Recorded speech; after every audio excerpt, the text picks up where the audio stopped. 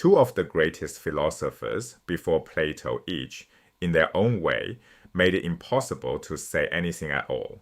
One said everything changes, so words can't pin anything down. The other said nothing changes, so there's nothing to distinguish in words.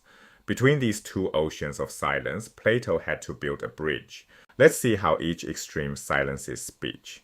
Heraclitus said all things flow. You cannot step into the same river twice, because the river you step into has already moved on. Now push this to its limit. If everything flows, then the speaker flows, the listener flows, and the meanings of words flow between them. By the time a sentence ends, its beginning means something else. Each speaker drifts into a private tongue. Language atomizes into noise.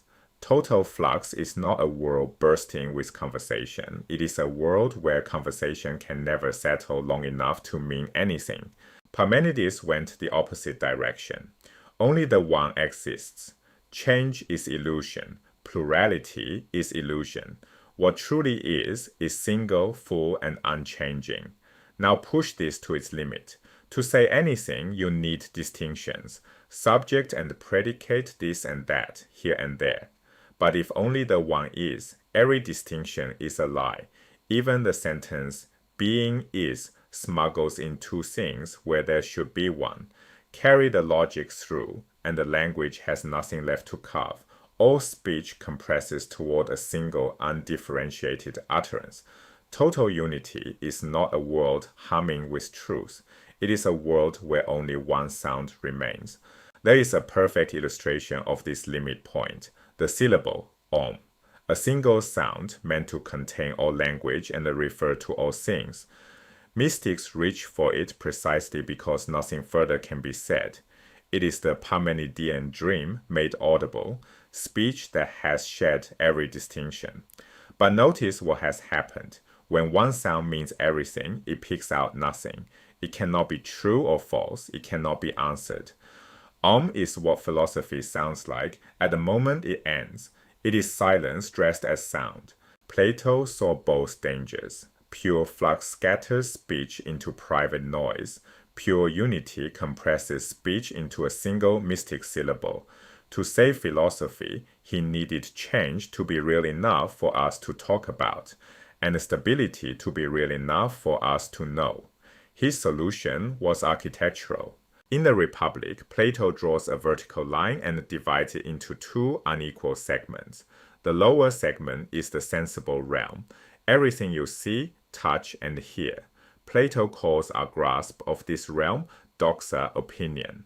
The upper segment is the intelligible realm, mathematical objects and what he calls forms, the triangle itself, the beautiful itself, the good itself.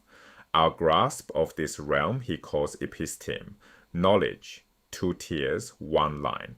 The lower tier concedes Heraclitus his point. Down here, things really do change. The upper tier concedes Parmenides his point. Up here, things really are stable. Plato is not splitting the difference. He is assigning each predecessor the realm where each was right. Take an example of the lower realm. A traveler crosses the desert and sees a shimmering lake on the horizon. He can describe it, point at it, argue about it. But as he approaches, the lake retreats. It was heat distortion over sand. He had opinion, not knowledge. The sensible world is full of mirages, not all literal, but all unstable. Bodies age. Cities rise and fall. The river you stepped in yesterday is gone. Down here, Heraclitus rules. You can speak, but you cannot fully know. Now look up. A triangle drawn in sand will smudge, but the triangle itself, three sides, interior angles summing to two right angles, never changes. Justice itself, beauty itself, the good itself. These are the stable reference Plato calls forms. Articulation requires distinctions against Parmenides, but distinctions require something stable to be distinguished against Heraclitus. Both conditions must hold at once. The forms supply the stability. The sensible world supplies the multiplicity. Together they make speech and knowledge possible. But notice, the line is not symmetric. The intelligible realm sits above.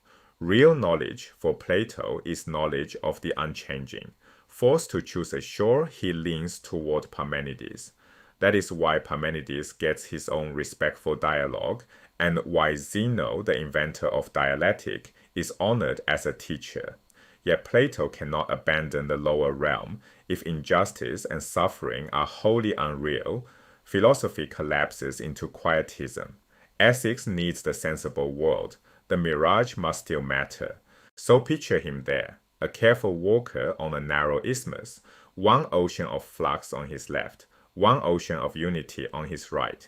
He leans toward the stable shore, but refuses to step into either sea. That is where philosophy becomes possible.